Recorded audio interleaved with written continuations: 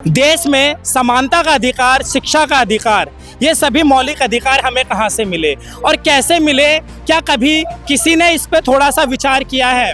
विचार बहुत लोगों ने किया होगा, क्योंकि मुझे पता है और देशवासी यह भी जानते हैं कि इन सब चीज़ों को पाने के लिए हमारे जो पूर्वज हैं, जिसने संविधान सभा में 3 साल तक बिना रुके बिना थमे कितनी मेहनत की और हमारे देश को एक संविधान दिया, उसका मूल उद्देश्य दिया, जिसने लोगों को इस चीज़ के लिए प्रेरणा दी कि अगर हम कहीं पे दबे, कहीं रुके, तो हमारे पास है हमारा संविधान, जिसमें है मौलिक अधिकार, जिसमें जीवन जीने का अधिकार है और न जाने कई ऐसे अधिकार हैं जो हमें इस चीज़ पे जीवंत रखता है या जिंदा रखता है कि हम इस देश के नागरिक हैं। उन लोगों ने जिन्होंने संविधान बनाया, जिसमें बाबा साहेब अम्बेडकर जी और न जाने कितने ऐसे लोग थे जिन्होंने संविधान को बिना रुके बिना थमे 3 साल तक इस पे काम करते रहे। और संविधान को जब हमने अपनाया, यानी 26 नवंबर सन 1949 का वह दिन था, वह ऐतिहासिक दिन था जिस दिन हमने संविधान को अपनाया। और आज हम 26 नवंबर 2025 को एक ऐसी भूमि पे खड़े हैं, एक ऐसी जगह पे खड़े हैं दिल्ली में, जिसे जंतर मंतर बोला जाता है। आप देख सकते हैं यहाँ पे हर कोई व्यक्ति अपना शांतिपूर्वक प्रदर्शन कर सकता है, विरोध कर सकता है, चाहे वो सरकार का, चाहे किसी भी संस्था का। ये सारा अधिकार हमें हमारे संविधान ने दिया। तो आज आप देख सकते हैं ये सभी लोग जो यहाँ पे किसी न किसी चीज़ की मांग कर रहे हैं, चाहे वो मेरे इस साइड हो, चाहे पीछे हो, इन सभी लोगों से हम जानने का प्रयास करेंगे कि आज का दिन, 26 नवंबर का दिन, जिस दिन हम संविधान दिवस मनाते हैं, ये आपके लिए कितनी महत्वता रखता है, कितनी इम्पोर्टेंस है और आखिर में ये करने का उद्देश्य, इसे करने की शक्ति आप लोगों को कहाँ से मिली। तो प्रदर्शन करने वाले हम लोगों से बात करते हैं और जानने का प्रयास करते हैं आखिर में उनका उद्देश्य क्या है, क्या वो लोग इस चीज़ के लिए कितने तैयार हैं। और प्रदर्शन का दिन, ये जो जंतर मंतर है 26 नवंबर को संविधान दिवस पे, उनको ये शक्ति, ये उद्देश्य मिले हैं, लोगों से हम बात करते हैं। तो आइए यहाँ पे जो लोग प्रदर्शन कर रहे हैं उनसे ही जानने का प्रयास करते हैं ये दिवस उनके लिए कितना इम्पोर्टेंस है। सर, आज 26 नवंबर है, इसको आप किस तरीके से देखते हैं? 26 नवंबर संविधान दिवस है। आज नेहरू दिवस। हाँ, चलिए हम और लोगों से भी बात करने का प्रयास करते हैं कि आज के दिन को कितनी इम्पोर्टेंस देते हैं। तो यहाँ पे ये साहब है। सर, आज है संविधान दिवस, इसको आप लोग किस नज़र से देखते हैं, कितनी इम्पोर्टेंस देते हैं? हमने यहाँ मांग करी है कि जिस तरह से सांसद, राज्यसभा, विधायक, विधान परिषद सदस्य को जो सुख सुविधा दी जाती हैं, इसी तरह से लोकतंत्र का चौथा स्तंभ मान करके पत्रकारों को वो सुविधा दी जाए, क्योंकि इनका भी परिवार है, इनका भी भरण पोषण है और उसके साथ चिकित्सा, स्वास्थ्य, पढ़ाई, दवाई सस्ती होनी चाहिए। ये देखिए, एक जो यहाँ पे एक संगठन है राष्ट्रीय पत्रकार महासंघ, इन लोगों ने पत्रकारों के लिए एक इस प्रकार की मांग करी है। मैंने आपको जैसा कि अपनी वीडियो के शुरुआत में ही बता दिया था कि आज के दिन को बहुत लोग इम्पोर्टेंस देते हैं और आज हम खैर जंतर मंतर में, जो एक ऐसा स्थल है जहाँ पे लोग शांतिपूर्वक प्रदर्शन कर सकते हैं, तो इन लोगों ने पत्रकारों के लिए हर उस चीज़ की मांग करी है जो उनके जीवन जीने के अधिकार से जुड़ा हुआ है।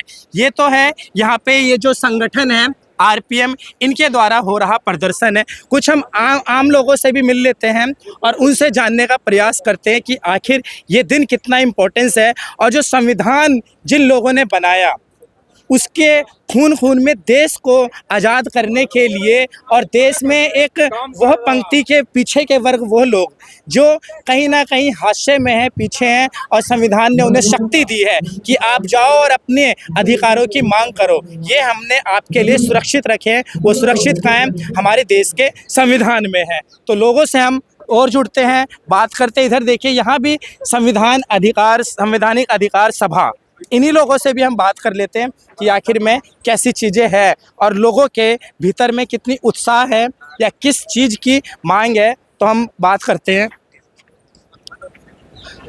आज का दिन आपके लिए कितना इम्पोर्टेंस है? बहुत अच्छा इम्पोर्टेंट है। क्या है आज? और यहाँ हमारा राष्ट्रीय भवन में अभी संघ के लिए बुलाए थे हमको, उड़ीसा लोगों को। अच्छा से सब कुछ तारीफ मिला। और उसके साथ हम सभी लोगों को एक संगठन में ग्रुप करके बुलाए। उन लोगों को भी, हाँ, उन लोगों को भी बहुत धन्यवाद करते हैं। और चलिए ठीक ठीक, हम चलते हैं धीरे धीरे। कुछ ये आप देख रहे हो कि ये जो प्रतीक है यहाँ पे आप देख सकते हैं, संविधान की एक बुक है, उसका कवर भी इस पे लगा रखा है, बाबा साहब अम्बेडकर का भी है इसमें, और इसे जातीय माला महाहिंदुत्व नाम दिया गया है। तो सर आज 26 नवंबर है, आज आप इस दिन को कैसे देखते हैं, कितनी महत्वता है?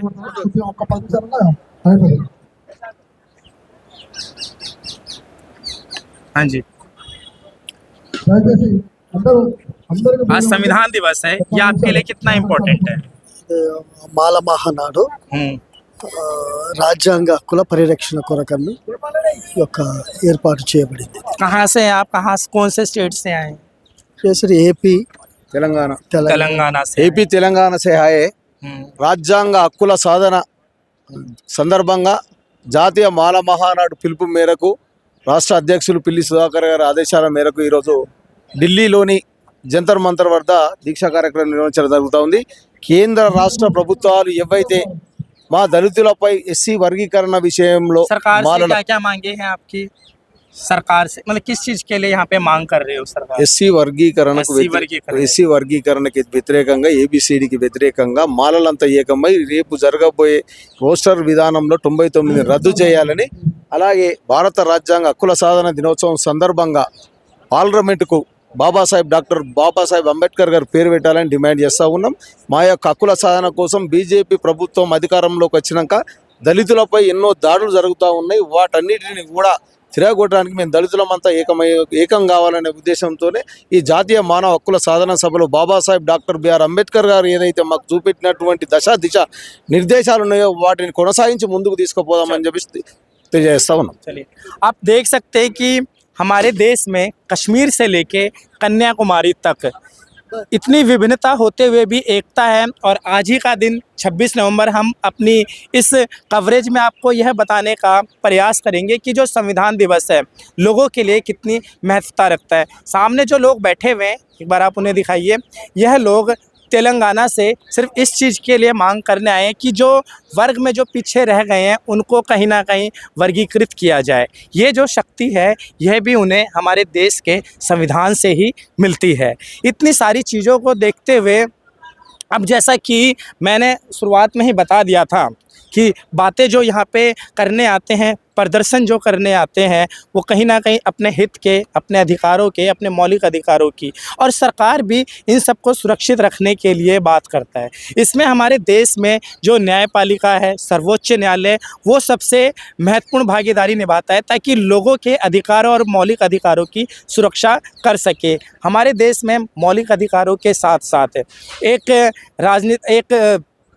सिद्धांत भी है जिसे जहाँ पे जो सरकार है वो लोगों के लिए यह तय करता है कि आखिर में उनको कौन कौन सी मूलभूत सुविधाएं दी जाए। ये जो संविधान जो हमने बताया कि आखिर में लोगों के लिए कितना कार्यरत है और आज जीवंत कितना है, तो हमने आपको जैसा कि लोगों से बात करके दिखाया कि कुछ तेलंगाना से है, कुछ जो मीडिया जो जिसे लोकतंत्र का चौथा स्तंभ बोला जाता है, उनके भी अधिकारों के लिए स्वास्थ्य सुविधाएं और न जाने ऐसी कौन कौन सी मूलभूत चीज़ें होती है, उसके लिए यहाँ पे बात करने के लिए भी लोग आए हुए, सरकार से अपनी बात रख रहे हैं। और मैं आपसे इसी सीरीज़ में यही बात कर रहा हूँ कि हमारे लिए आखिर में संविधान क्यों इतना इम्पोर्टेंट है। कहीं लोग मनुस्मृति की बात करते हैं, कहीं लोग गोडसे की बात करते हैं कि गोडसे को हम अपना एक उद्देश्य, एक अपना हीरो मानते हैं, पर उसी देश में आज लोग गांधी की भी पूजा करते हैं, अंबेडकर की भी पूजा करते हैं, और जिन्होंने इसमें काम किया, न जाने हमारे